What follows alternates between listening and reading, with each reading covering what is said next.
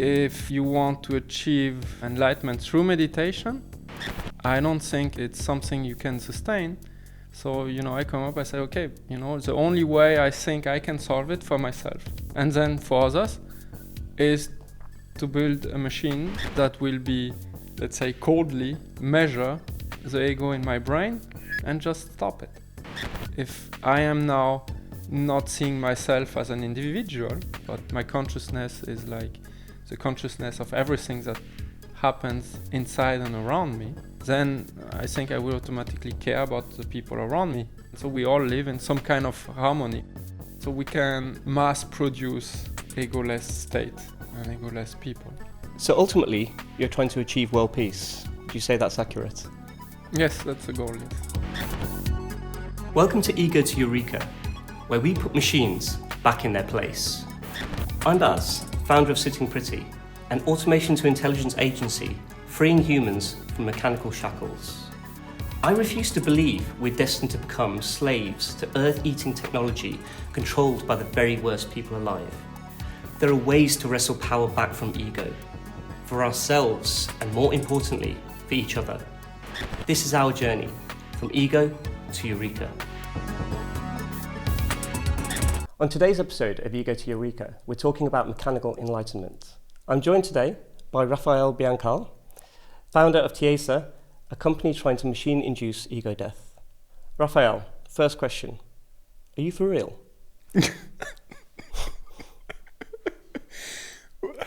I think so. I'm very committed to make this happen. And I think it's also realistic to have this in quite a short time, yes. Okay, so as I understand, you and your team of neuroscientists are trying to do in a few sessions what 5,000 years of meditation has failed to do so far. That's exactly right, yes. I think that everything we do today, everything we hear in a lot of different spaces, and I think in religions and this spirituality meditation, I don't think it works because it's been out there for so long, and still, I don't see this enlightenment being a reality in our world. And so I think there is something fundamentally wrong in how we approach it, and we need to just change our approach based on understanding what the problem really is. So we're not saying that meditation is bad or useless or anything No. like that. It serves a very useful purpose for many people, possibly for everyone. Well, I'm not here to judge that. It's just that when, I tried everything, and when I tried it, I saw that, okay, you can have certain experiences, it helps with certain things, but if you want to achieve enlightenment through meditation, I don't think it's something you can then sustain, because it's like you have a certain desire and you project this desire somewhere in the future, when the problem is not in the future, the problem is right now. I think I'm probably a world champion at restarting meditation. I've done it so many times. Yes. And actually, like a couple of years ago, I was at a silent retreat, 8 hours a day meditation up in the mountains in Monchique, in the Algarve. It was wonderful. It set the stage for so many things over the next couple of years, because it was essentially observing and allowing things to come to you, rather than trying to grasp for those things. And it was an invaluable experience, but the problem is I've lost my meditation habit, and even when I had it, it was still kind of felt forced. I always feel better after it, and I can feel judgmental, like you should do this. Yes. And when I'm not doing it myself regularly anymore. And it's hard to it's maybe not hard, but there's always something else that comes up in this world, right, that you can divert your attention to. So, meditation is obviously great in many respects, but you're trying to do something different. I have the same problem. I'm full of desires. Yeah.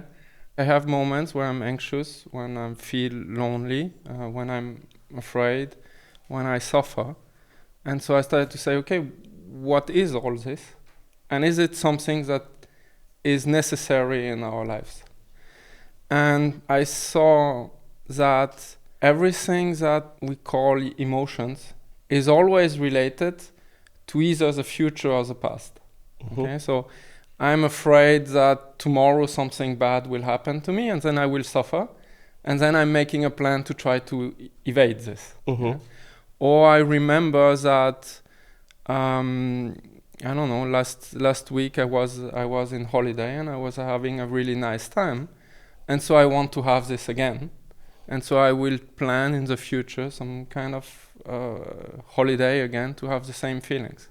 And so I saw that all of these things are never rooted in the moment, yeah, in the actually present. Yeah? And then that came, the next step was to say, okay, then, you know, the past and the future, what is it actually? You know, we have an image, we know that, you know, physical time passes, but how is the experience of time inside my brain? How do I do that?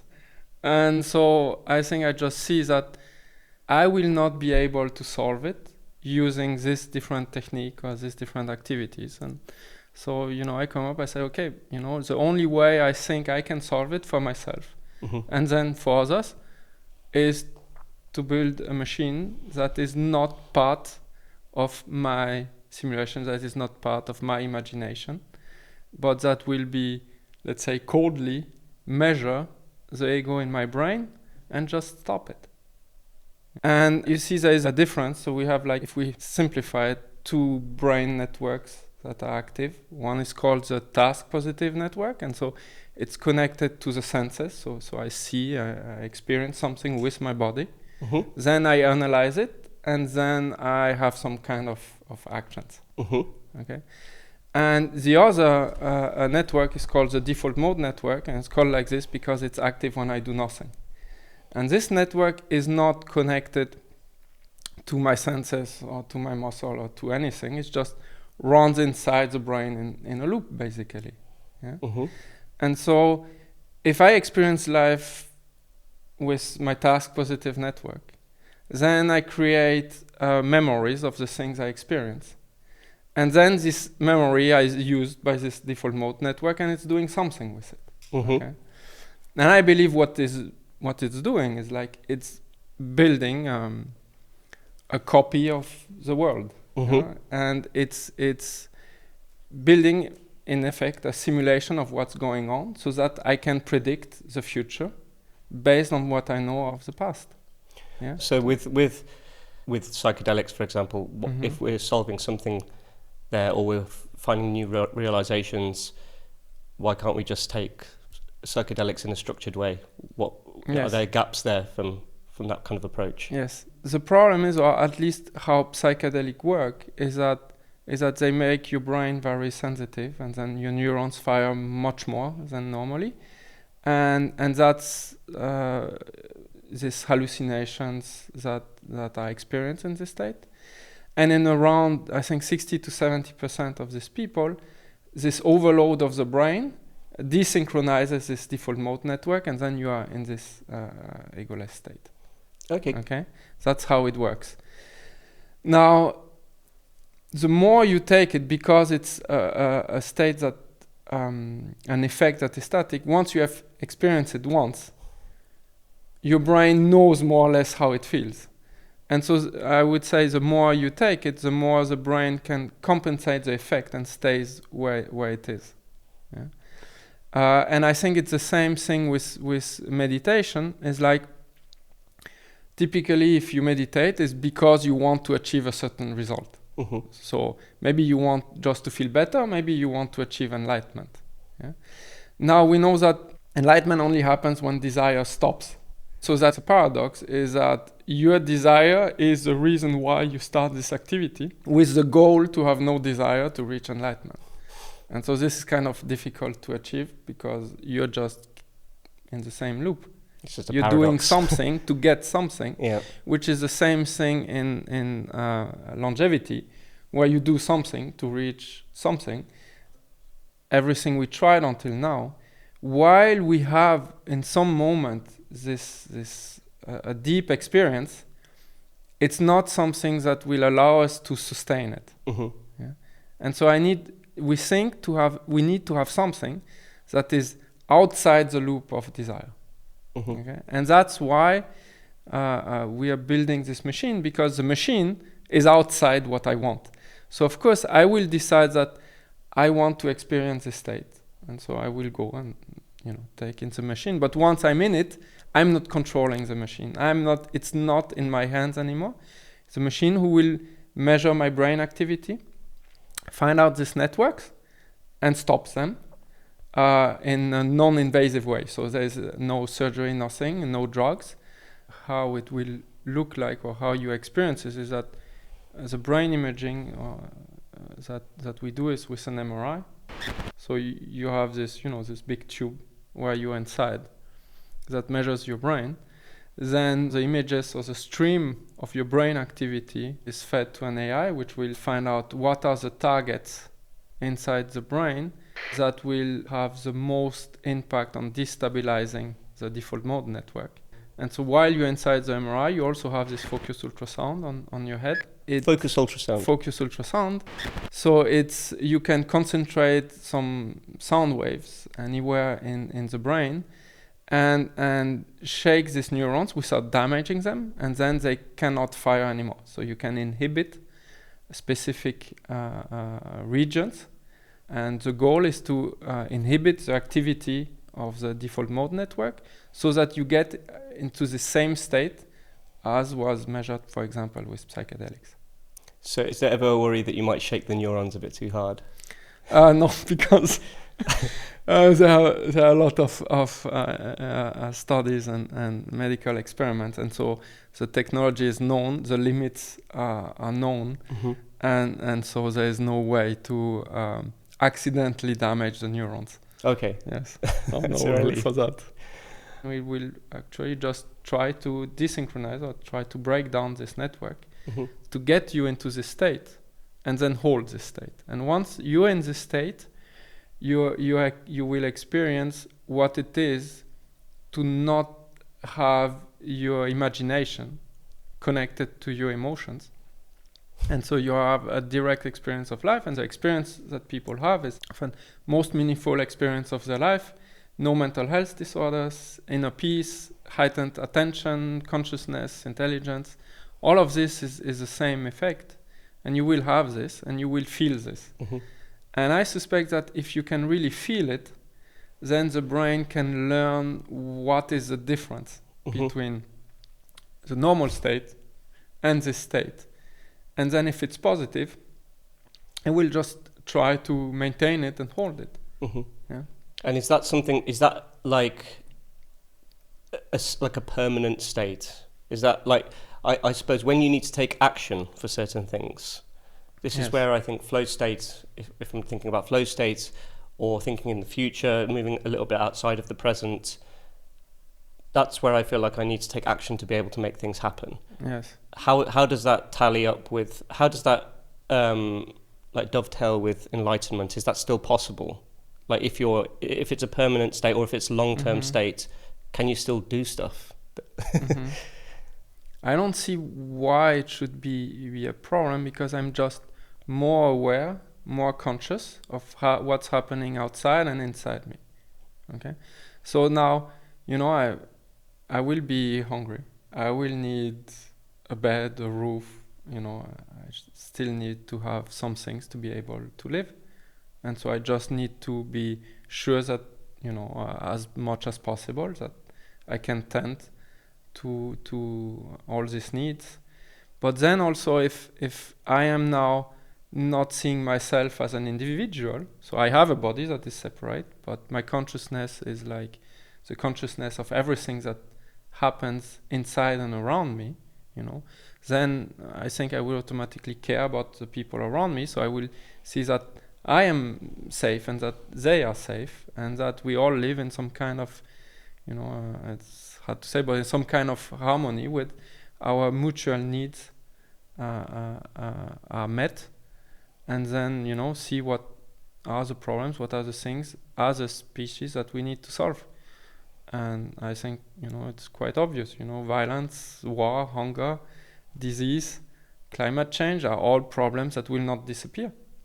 Yeah, and we need to tackle them, but we need to tackle them with with open eyes and not just saying, oh, it's like, that's not my problem. I will just focus that my life is nice, and and the rest is like whatever. But the rest, is like the others is me, because I'm the other for the other people, and so we cannot live in isolation when we are all dependent on each other to have to survive. Can you give us a bit more idea on what you're trying to simulate here? Because I think with the word simulation is quite an interesting one. As someone who's probably describes myself as a spiritual agnostic, what I feel happiest kind of believing in is like a simulation theory. It's because it's a belief that I don't necessarily have to be fanatical about. And what gives me the sort of comfort of that is that there is this there's almost like a choose your adventure sort of capacity, where if you good intentions will see you through if you have the privilege of luck and experience being able to recognize that. But that might just be to make me feel good, which is not necessarily a bad thing. But when we're talking about simulation and you're simulating that, what are your thoughts on simulation theory and compared to what you're working on? I think if this simulation is a thing in this world, is because people have experiences that link some of their conscious experience to something akin to a video game. Yeah.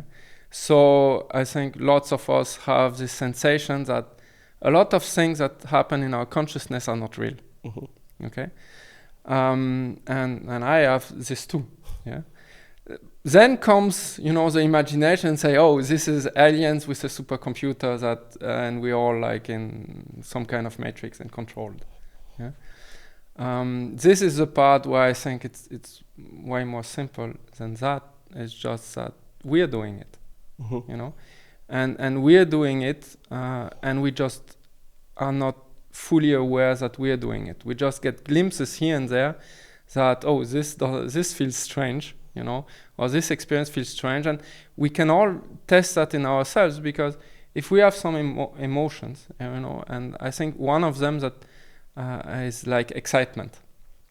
So when I have excitement and I look very deeply into it, and it feels that excitement there is some kind of fear into it, yeah, but with the expectation of a positive outcome. Yeah, and then I'm excited about it. It's like something new. I'm a bit afraid, but I expect that it will be really great.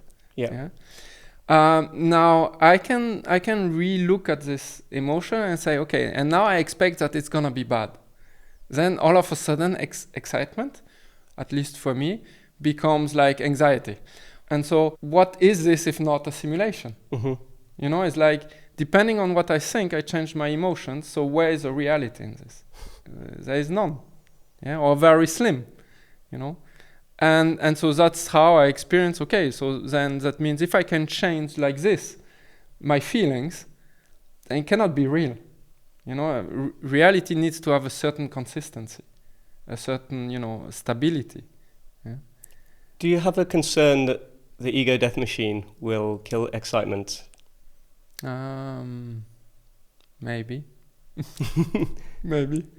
That's possible. So yes. So a lot of things, but that's the thing, is that if we say fear and desire or fear and pleasure are kind of linked together, it's like you will lose both.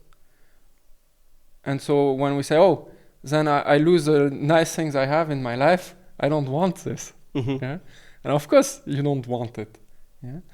But then it's like, because we cannot imagine what will be our experience of life if we remove the things we're accustomed to feel.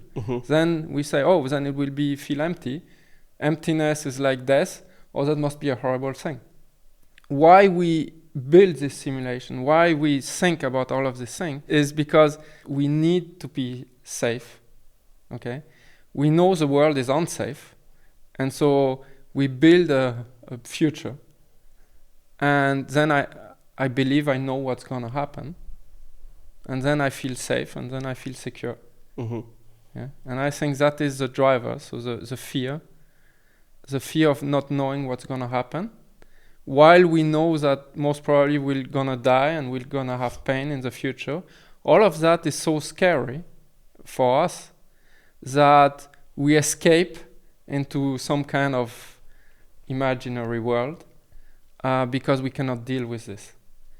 And the paradox is here is that, but if all of this crumbles down or breaks down, in this psychedelic or meditation, then actually what people report is that everything's super fine, yeah, and really nice. So how would you define what fear, greed, suffering, desire means in the context of ego? Well, let's say that based on our experiences, we memorize them, and then we build this kind of virtual world inside our brain to be able to go, on holiday, to go home, to work, to read, and all of these things that are necessary. Okay, so we have all of this that helps us survive, yeah? and then we need to be able to navigate this world, yeah? To be able to say, okay, what am I gonna do in this world of possibilities? Yeah? And that's where I need to create an avatar of myself. I need to explore this world, like you explore a video game. Okay, so you create this avatar, yeah, of yourself based on all your experiences of what you like and dislike. Yeah? And then you go this path, and then you say, okay, like tomorrow, I have some time. What would I like to do? So I want to maximize good feelings. Okay, so I can say, okay, I can watch this new movie. I saw the trailers. It seems interesting. I can meet my friends, or I can go to the beach. And so in like an instant, really fast, I go through it. I try to feel, okay, what would feel best?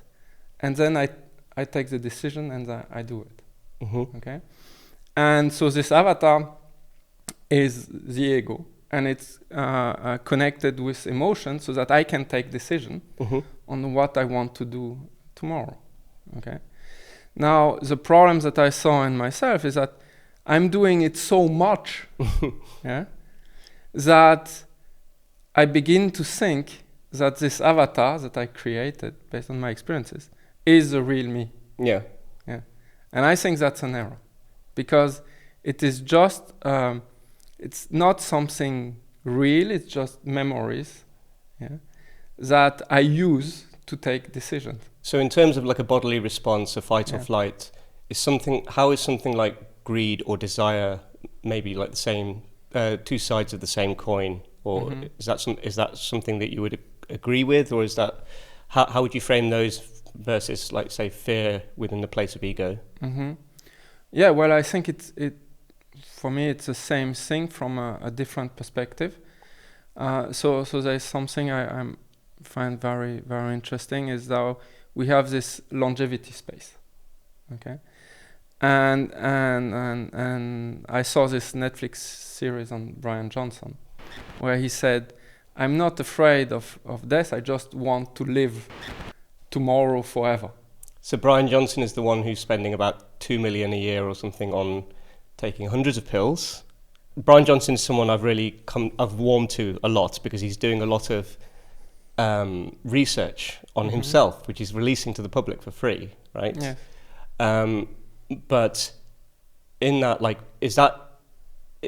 what do you think is a healthy longevity, or a healthy approach, attitude to longevity? Because I think sometimes when you see people who want to live forever, they're not the sort of people you want to get stuck in a lift with for more than 30 seconds, right? Like a lot of the time that feels like, why do you want to do this forever? We're kind of rotting objects from the day we're born, maybe. Or how do you view longevity in positive terms, or in terms that relate to the work that you're doing? Well, I think the question was, fear and desire, how they are related. And I took this example because, I like it. I like him it's too. Interesting, yeah. is because the longevity space has some kind of different sense to normal medicine. Normal medicine is like you have physical pain, something is broken, you fix it. You know, that's what it is. But now in the longevity stage, you have no problem. You have just the desire to live forever. Okay? So now imagine if you have this desire to live forever. So how do you do it? You know, you don't live forever now. You know, it's your goal. So you need to project something in your imagination in the future, and then you say, okay, how am I gonna achieve this? Yeah? So then, you know, you say, okay, I need money. Okay, so he has money. But then I need scientists, I need a team, I need to develop some procedures, and then I need to test them. Okay? And now if things go well along the way, then you are very happy. But then at some point things will not go so well, and then you say, oh, and now you're afraid to not reach your goal, and then maybe you're afraid to die before you reach immortality, and that everything is for nothing, and you put so much effort in it. You know, imagine, you know, like you prepare yourself to live for 150 years, and then the next day you die in a car accident. I mean, that would be horrible, I think. Would be great. Yes. No. and so if you have the desire, well, automatically you have the fear to not reach the goal of your desire. And so I think that it depends on which way you choose to see it. It's like if you're positive, everything goes well, you have the desire to say, okay. And then something goes wrong, and you say, oh, now I'm afraid of not reaching it. And so it's the same thing. So you cannot be free of fear without being free of desire. Not possible. And what state is your brain or your body, your mind in when you can step outside of the ego and see this is the effect it's having on me? Well, that's the thing. That's why I was so interested in it, because I had this experience of being constantly afraid of different things, of being anxious about the future, and a resistance of what I saw that society for me is like totally crazy, because well, there are some obvious things. It's like, for example, you know, one of the biggest sins, or the biggest sin, is to kill another human being. Yeah, and so you go to prison. Sometimes you have a death penalty, but then when there is a war, you can kill 100 or more, and then you're a hero and get medals. So how does that work? Or 600,000, yeah. Yes, well, whatever.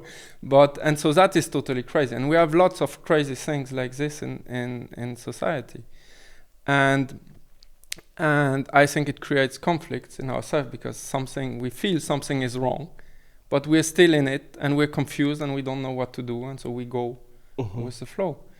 But sometimes it happened to me that, you know, it's like, it seems that I felt like waking up while being awake, and then there was clarity, you know, there was no confusion, there was no fear, and I was just saying, oh, this is actually what living is. But I did not understand what was happening. Yeah? And after many years, you know, I came to kind of understand on some level what it is, and I see why it feels like awakening. I think it's because it's actually awakening, because when you're dreaming and you have, for example, a lucid dream, your eyes are closed, but you see a lot of things. So what you see is your imagination. Yeah? And then when you wake up, well, the world seems more consistent, more intense, and you say, oh yeah, it was a dream. Yeah, it's obvious once you wake up.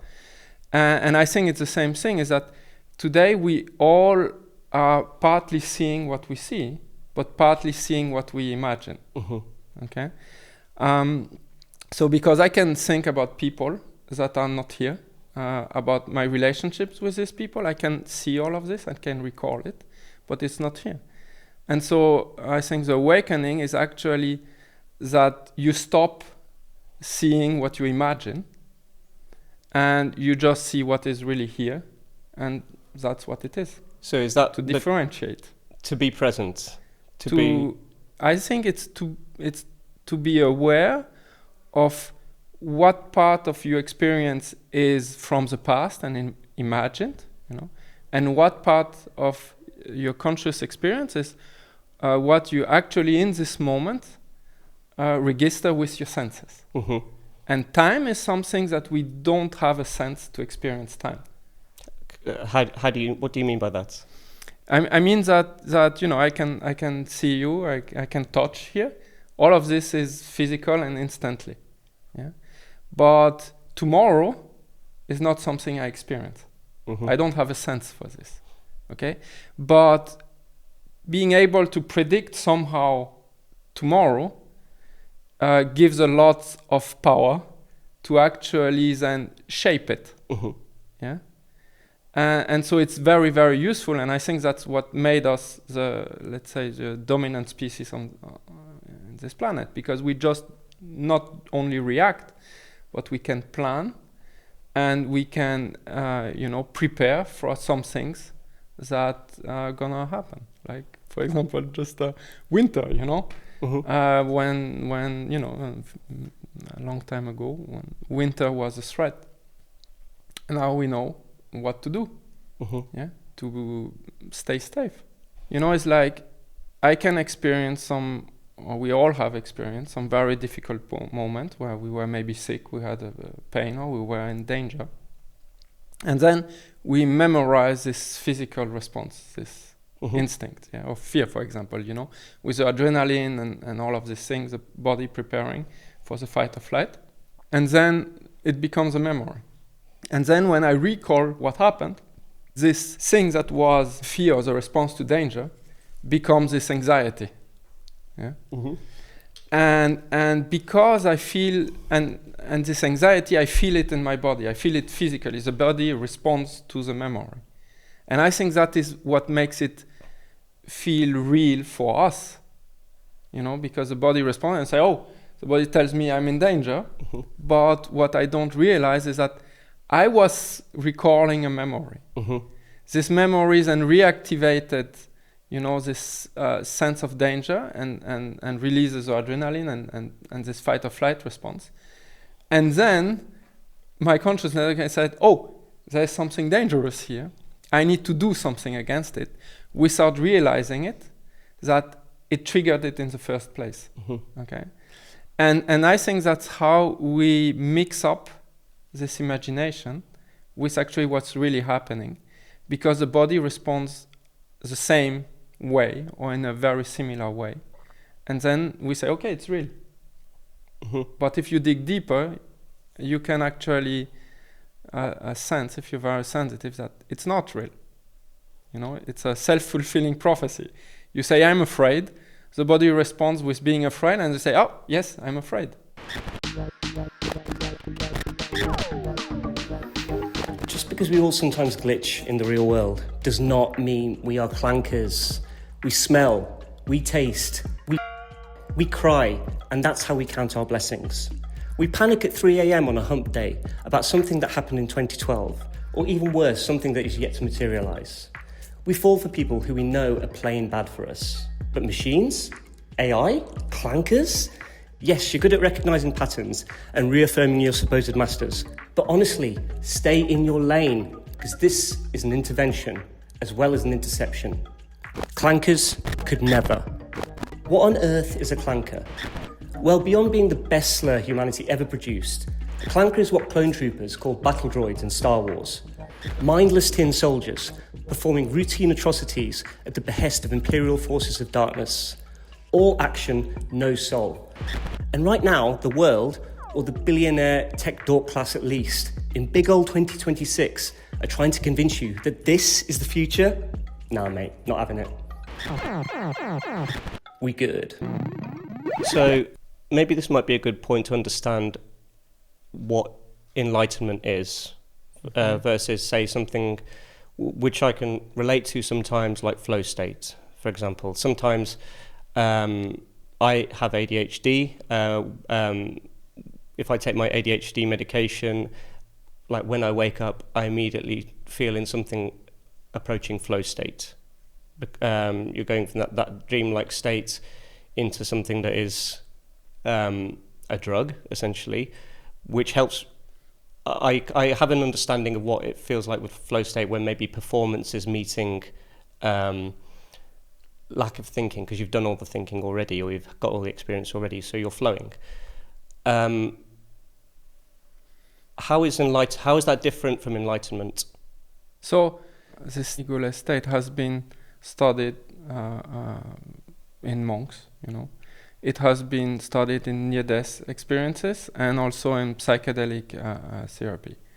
So these are let's say, the obvious situation or people where we know that this effect happens. Yeah?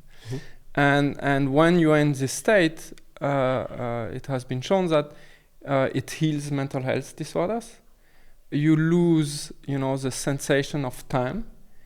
You feel one with everything, and you feel a deep inner peace. Okay? And so it seems to be something very positive. Also in psychedelic therapy is like around, I think, 25% of the people experiencing this state says this was the most meaningful experience of their life. Yeah? So it seems that, losing fear and losing desires is actually not so bad, but actually maybe something extremely positive. So that's, fact. Yeah, this is what people describe when they experience it. My perspective is that if we say that, okay, the DMN is some kind of a model of the world, and that we have this avatar, inside and connected to all these emotions and all these things, and we live with this and we experience it and we think it's real, okay? So then the enlightenment would be the awareness or the skill to differentiate what I'm imagining from what I'm really experiencing, because I cannot be trapped in something that I understand and see that is just, a mental construct to help me to, be well and safe. Yeah. And so the moment I can differentiate in every moment of my life, okay, now I'm actually thinking and preparing the future because I need to have some things done. And this part is like, actually I'm experiencing what my body now experiences. Then if I can do this, then I will not be trapped anymore any time. And so I think the enlightenment is the skill and the sensitivity to differentiate between what I imagine from what I really experience. Can you give us a bit of a background on how the default mode network works on the rest of the brain? This default mode network, it's a huge network that is actually in lots of different parts of the brain, connected with mostly with the prefrontal cortex where our thinking happens, and then our emotional brain, which is an ancient part of the brain that is deep inside, and all of this connection seems to make conscious experiences. The default mode network is a brain activity, so it's something is not something static. It's something that takes energy. Actually, it takes up to 80% of the brain activity. What, the default mode network? Yes. Really? Yes. So it's like very strong.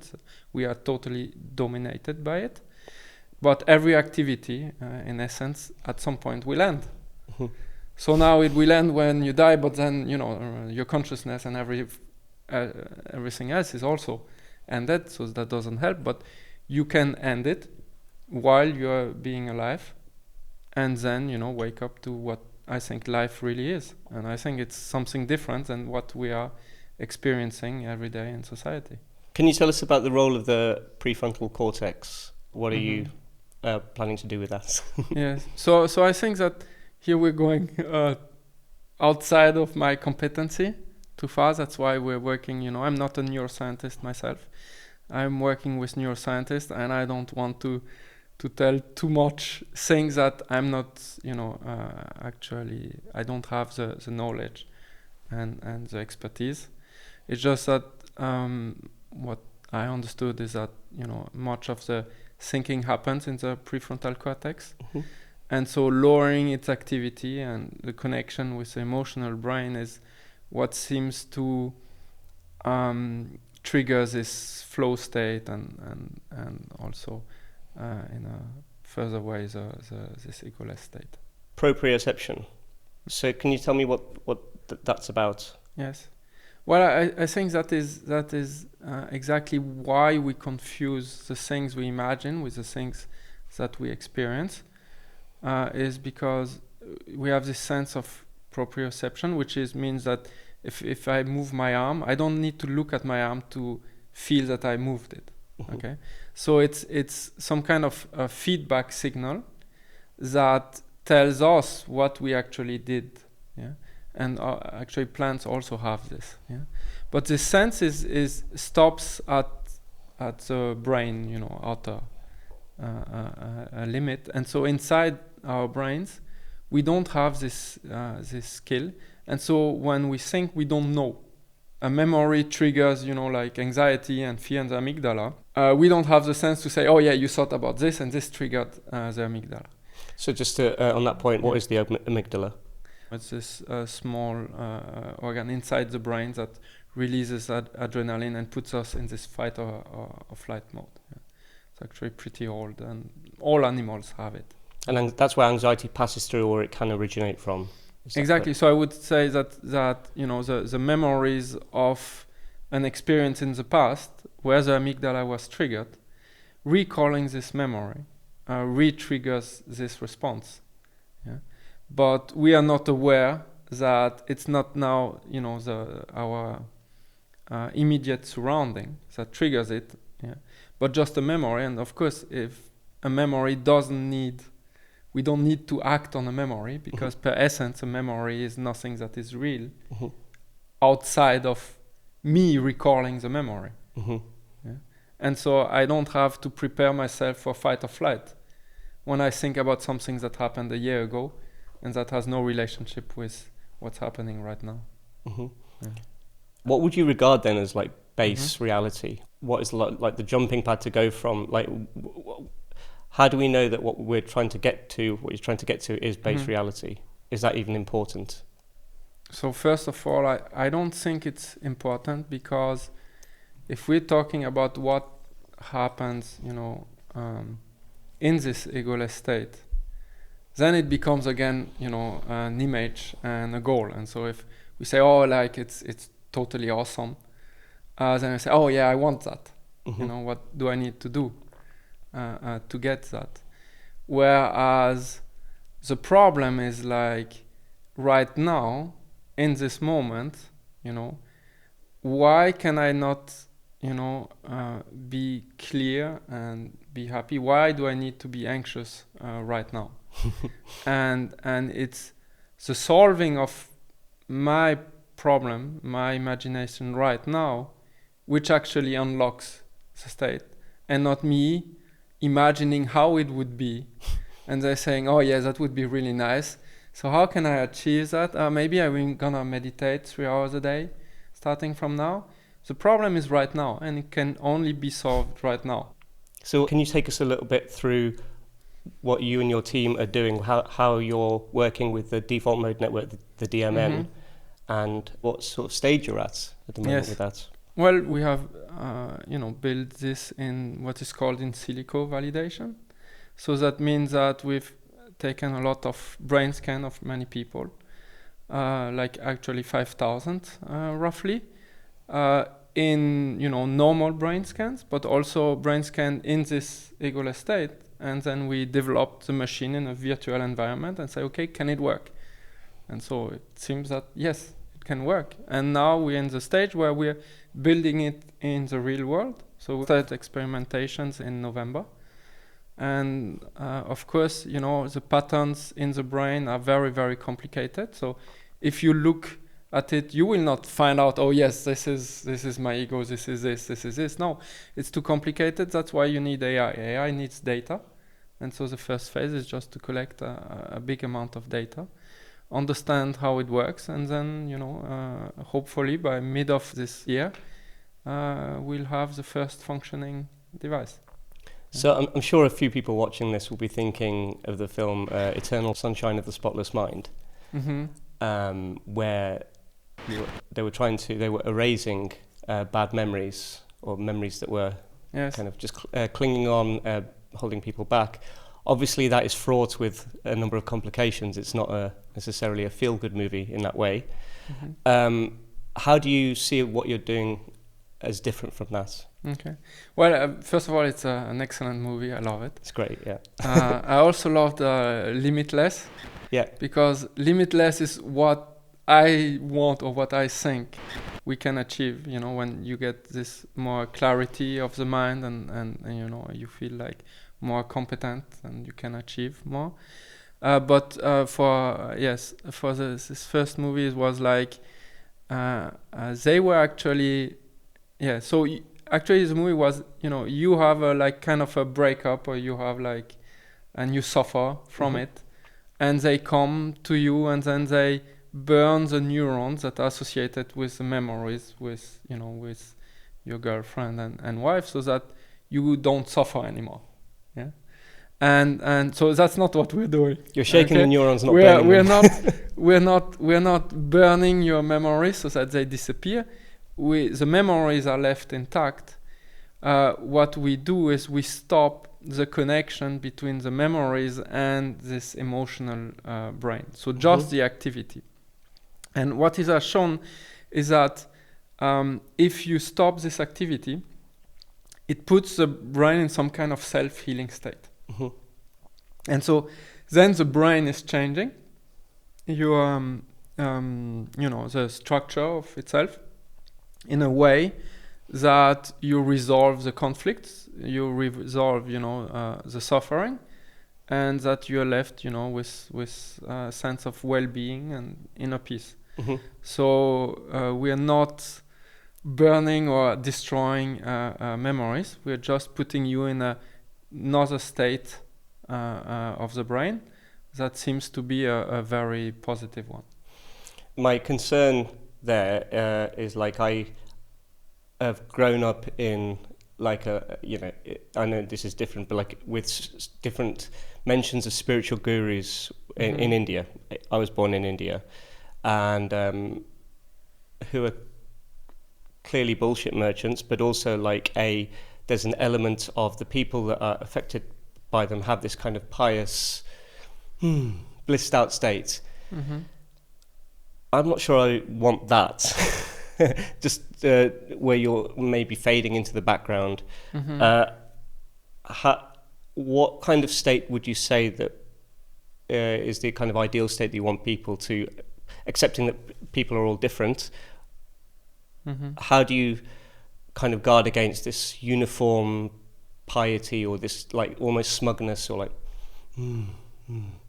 that sort of you know, culty, quasi-religious state? Well, I think you will take the decision for yourself. I mean, if you experience this egoless state and you say, oh no, I don't like that, I wish to be like before, well, I think you will be exactly like this. Okay, do you think it's something that could become addictive? I don't think so. It's like, you know, it has been shown also with psychedelics that I don't think you get addicted to psychedelics. Aren't addictive, no. Because psychedelics just, I think what they do is like they make you feel things more intensely, the bad and the good, you know? And so when you're in this egoless state, you know, it's like it doesn't remove pain. It doesn't remove the challenges of your life. I think it just increases your consciousness and your capability to face these challenges and find the best possible solution. So it's not like you feel such intense pleasure and you just remain in this and that's it. Yeah, there's lots of like I guess pop culture movie moments or that come to mind of like almost what you don't want it to be, like WALL-E, where all humans are just kind of gelatinous in their seats, having their needs met. That's awesome. That's it's my favorite Pixar movie. But like the second half of that is like a masterpiece. Like, they're both masterpieces, but it's like I have this fear that we're just going to become kind of placid. Dopamine. And useless. Yeah, but I think it's the contrary, because then that you remove the dopamine. Because I think that's what it is. You know, it's like you have your thinking, or you know, your Instagram reel or whatever, which then connects to, you know, this emotional sensors release the dopamine, and that is exactly the problem, and that's exactly what makes us always come back to these things, Well, actually, we know it's not good, you know? So I don't know about you, but when I'm going through these things, I know it's not healthy. No, it's terrible. Yes, yeah. But we do it. Yeah. Yeah, because of the dopamine, because it feels so good. Yeah. Now Yeah. you remove the dopamine. Why should you be, you know, kind of addicted to it? So removing the dopamine or removing the attachment to Yes. dopamine, is that? Well, I think, you know, what we do is like we get addicted because we reinforce this kind of release of the dopamine, I think.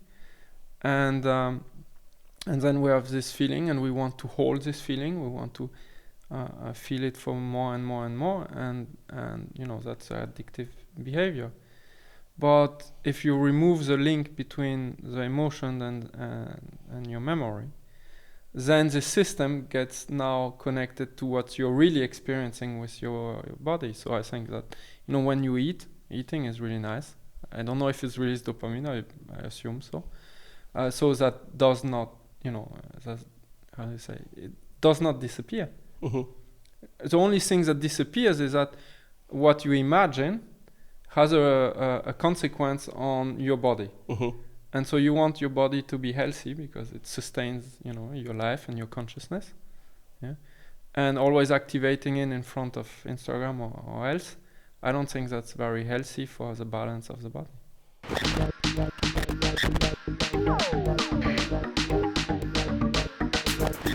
Welcome back to Clankers Could Never. Do you want to know how to spot a clanker in the wild?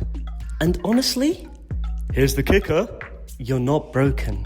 It's not this negative thing, it's this positive thing instead. Therapy speak word soup, 600 words that could have been a grunt or a look.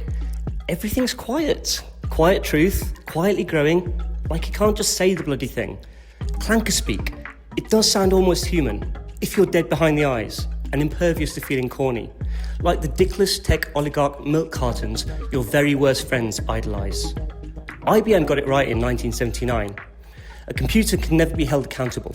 Therefore, a computer must never make a management decision. Subsequently, a computer can also never be horny or sad, so it must never make an artistic decision. Art comes from longing, loss, saudade, emotion, that ache you can't name, but strangers somehow share. So go and write something messy that you can't take back. Trust your heart above your proofreader. Don't let talking like ChatGPT become your norm. Claim the power back, like we claim back the M-dash. Clankers could never. With regards to emotions, are you trying to get rid of emotions? I think it will get rid of most emotions. So not in the way that we will not feel anything, Mm-hmm. but that what we feel will be connected to what we experience in the moment, Mm-hmm. instead of connected to what we imagine the future or the past will be. Mm. You know, so I think it will be, you know, more intense because life is more intense than imagination. Absolutely, yeah. Yeah. I think being too attached to the past often can breed depression, and too attached to the future yes. can breed anxiety. And so by constantly, you know, watching stuff, which then triggers some body responses, I think that makes us dull Mhm. because we're not reacting to something real. And so Mhm. that means that the real experience of life is just toned down. Mhm. And life is extremely intense, actually. Yeah. A lot of things are happening all the time, everywhere. Yeah. Yeah. An excess emotion may not be Yeah. the best way out And of we it. don't want to experience that because you have the good and you have the pain. Mhm. But, you know, both are part of life. You cannot, you need to accept that. And that's difficult. Yeah. We don't like this. I think it's scary. Mhm. Yeah. But with emotions like fear and greed and desire and suffering, aren't those a key part of being a human? What would you say to that? Is that something that's important as part of our human experience? Well, that's kind of a tough question because it is a part of it today. Yeah. Mhm. And it seems that we have, as we get confronted with more and more information, more and more digitalized stuff, we're spending more and more time not aware of what's happening around us. Okay, trying to be engaged in something, trying to experience things that are not here constantly. And the problems seem to be actually to get more and more important. So mental health disorders are on the rise. And so the more we are actually out of the direct environment and out of what we were born into, the jungle and other things that were our reality for a few thousand years ago, it doesn't seem to make us happier, and it doesn't seem to fulfill our life. It's really interesting because I'm very much, I want to trial what you're doing big time. But there's also the idea that machines have been controlling us. How do we gain control of ourselves by letting machines have a go at us, so to speak? I share the same, feelings that we are controlled by machines in a big way. But behind the control by the machines, I think we are controlled by our emotions. Yeah. And so it doesn't feel for me that much different, because the machine controls us through the emotions that control our behavior. So it's just like another way to control us. And of course, you have a lot of companies, or most companies, when you do marketing or sales, is to get people to do what you want, not what is good for them, in essence. Yeah. And so we are now in a society where we lie to ourselves and we lie to each other. And now we have this big confusion, and you see it everywhere, especially in politics, where truth and reality have no value anymore. We're just each of one trying to get what we want, and what we want kind of trumps everything else. Yeah. Trumps everything quite. Yes, but it's like we're still part of nature in some way. Yeah. And so everything that deviates too much for too long will come crashing down. And I think that we just see it with the wars that are being fought right now, and that seem to get more, and also the climate crisis that seems to be getting more. And I think we have forgotten that as a species, when we could dominate the world, not because we were stronger than others, but we were able to cooperate, to work together, just to win, and to sustain our species. And now we are in this kind of I don't know, this movement of individuality, where we never had any big achievements alone. And so if we are not concerned about the well-being of everybody, that will just make me against you, against the other, against everybody else. And so that's conflict, and that then escalates, and then it's war, and then the war is a big reset, when we all feel so miserable that all of a sudden we say, hey, maybe we should work together. Mm-hmm. Yeah. But why is this something that spiritual teachers, spiritual gurus have not been able to necessarily induce and then scale on a sort of level which has this global effect? Because I'm very interested in cult content and trying to understand how people can work to get that kind of collectivism, where people can achieve incredible things, right? Like in the documentary Wild Wild Country, I actually was struck by how it almost felt the cult felt like a finishing school, because everyone seemed to be so, who'd left it many years later, they all seemed to be very urbane, intelligent. None of them seemed like nut jobs, right? They all seemed like impressive people. But what's fascinating to me about that is there's usually like one, usually male ego, where that's that point of failure, right? It's where it can come crumbling down, because it's down to someone like Osho in Wild Wild Country showing off his $1 million Rolexes. Why have there been no real spiritual teachers who've been able to bring this message across in a way that is collectivist, like truly collectivist? Well, I think the message has been here for a long time, but I think the message is just not enough. You know, it's like if we all trapped in this kind of thinking, and everything we experience becomes thinking, there is nothing outside of it. And then the other thing is that if I'm willing to, maybe go to a monastery and give up all or most of these pleasures of life and to live in austerity, I must have a huge desire for enlightenment to make such a big sacrifice.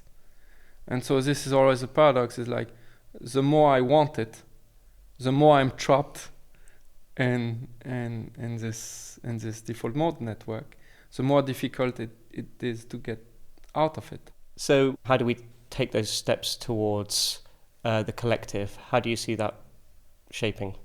So I think, like society, today, which we say is very individual, and from this individuality arises a conflict, and then the conflict sometimes gets out of hand and turn into war, is a mirror of what happens inside of us, because we are society. Mm-hmm. So there cannot be conflict in society if there is not conflict in ourselves. Mm-hmm. Okay, and so if we say, okay, we can kind of mass produce egoless state and egoless people, and in this state everything is one, so that means that your environment is not different and in conflict with you, it's like part of one system.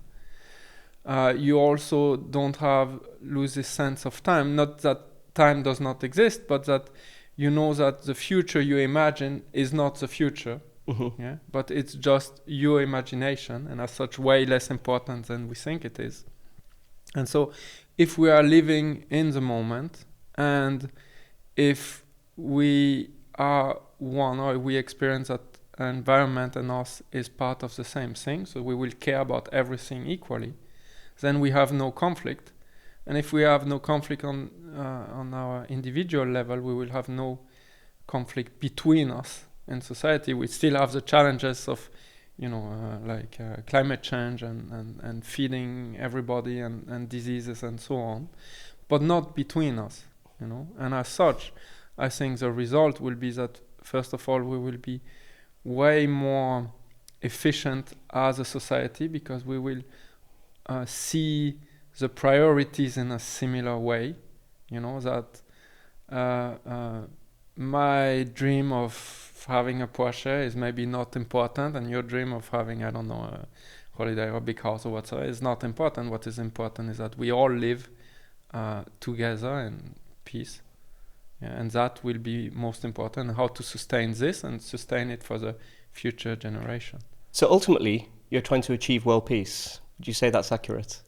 Yes, that's a goal, yes. Wow.